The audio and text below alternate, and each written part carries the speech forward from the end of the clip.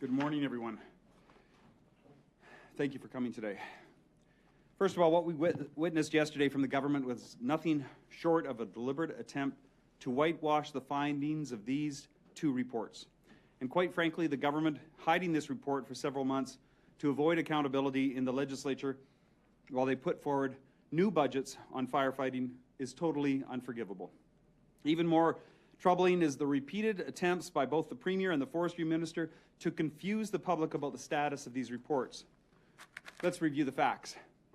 A month ago, on May 3rd, the Premier said, quote, "We've got 2 reviews underway provincially, and so they're not complete as of yet, but we expect that they will be in about 2 to 4 weeks," end quote. Again on May 3rd, when asked if she knew if anything in the reviews had been undertaken, the Premier said, and I quote again, "We're going to wait until the reports come out with the full context," end quote. On June 1st, just days ago, the Forestry Minister told Post Media he hadn't read the report into the wildfire.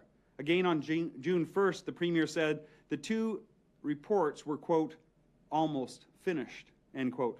On the same day in question period, the Premier said, again, quote, "We are looking forward to receiving," and I emphasize the word receiving, "the 2 independent reports that we've commissioned," end quote.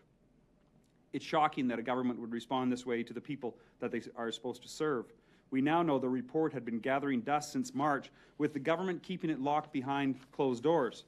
The minister even admitted yesterday that they, in fact, intentionally delayed the reports because of the, quote, "sensitivities," end quote, surrounding the 1-year evacuation notice.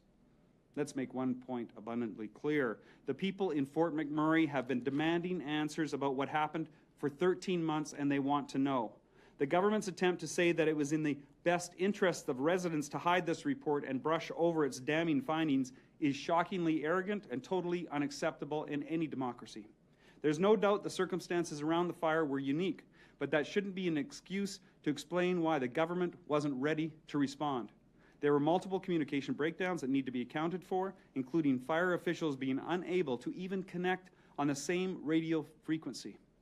And now, we're told the solution for an Alberta first responder radio communication system won't even be fully in place for another 5 years, the exact same time frame between the Slave Lake and Fort McMurray wildfires. And the fact that the reports show that Alberta wasn't ready for wildfire season by May 1st of last year is deeply, deeply troubling. In February 2016, the government itself announced that the wildfire season would start early on March 1st because of a mild and dry winter, so they were aware of the facts. That was followed up by an extremely dry and hot April, and yet we weren't able to have the equipment and resources on the ground when needed to try to contain the fire once it had started. That is unacceptable, and we need better explanations. We need transparency from this government, and it must be better transparency than what we got from them yesterday. On the morning of May 3rd, it became clear to provincial officials that the fire was a direct threat to the community, and in fact, may have already actually breached its boundaries. However, that information was not even passed on to the local officials. They didn't pick up the phone to call them. They had to find out through social media from the residents of Fort McMurray. In fact, the province encouraged residents to continue just as they had on that day and not be worried. Later that day, the Premier claimed I was fear-mongering about the gravity of the situation. All the while, provincial emergency officials knew that the fire had entered my hometown, the community of Fort McMurray.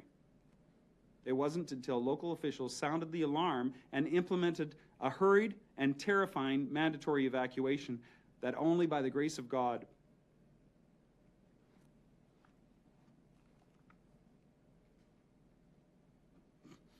was successful. It was not until that point that the provincial government treated the situation as the serious emergency that it was. This scenario and the tens of thousands of lives that could have been lost, that were placed in incredible risk, is why we need a judge-led, independent public inquiry, so the people of Alberta know and have confidence in our government. Neither report, neither minister, and neither government official at the press conference yesterday were even able to answer one of the single most important questions to the residents of Fort McMurray. Should the evacuation order have come earlier than it did? It is essential that the government hold itself and its entire agency accountable and be transparent about it so we can fix the mistakes so it never happens again. This is not a witch hunt. This is a hunt to find out the truth so it never happens again. But the government has demonstrated clearly it simply can't be trusted. We need answers, and these reports leave too many questions unanswered, and they are important questions. It's not just good enough, and that is why we need a public-led, a judge-led public inquiry as soon as possible to give the confidence in the citizens of what can actually take place and what did take place and how we can do it better.